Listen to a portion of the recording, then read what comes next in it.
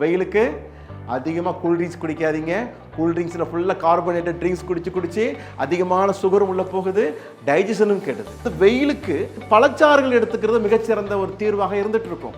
ஆனால் பழச்சாறுன்ற பேரில் நிறைய பேர் என்ன பண்ணுறாங்க, நிறைய கடைகளில் ஃப்ரூட் ஜூஸ் வாங்கி குடிச்சிக்கிட்டே இருக்கிறாங்க. டயாபெட்டிஸ் அதிகமாகிடுது. அப்போ பழச்சாறுனால டயாபெட்டிஸ்ங்கிற சுகர் வியாதி அதிகமாகுதான்னு கேட்டால் அதுவும் இல்லை.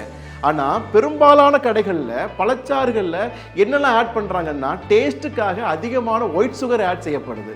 அப்போது இந்த ஒயிட் சுகரானது ஹை கிளைசிமிக்காக இருக்கிறதுனால ரெசிடென்ஸில் பாதிப்புகள் கொண்டு வர்றதுனால டயாபெட்டிஸ் வர்றதுக்கு முக்கியமான காரணமாக இருந்துகிட்டு இருக்கு. அப்போ வெயிலுக்கு அதிகமான ஃப்ரூட் ஜூஸ் வெளியில் வாங்கி குடிக்கிறத விட வீட்டில் குடிக்கிறது பெஸ்ட்டு. அந்த ஃப்ரூட் ஜூஸ் ரெடி பண்ணும் பொழுது இந்த இனிப்பும் சேர்க்காம அந்தந்த பழத்தை அந்தந்த சுவையில் ருசித்து சாப்பிடலாம். இதன் மூலமாக அந்த வெயில் காலத்தில் ஏற்படுகின்ற வியாதிகளிலிருந்து நம்மை தற்காத்து கொள்ளலாம்.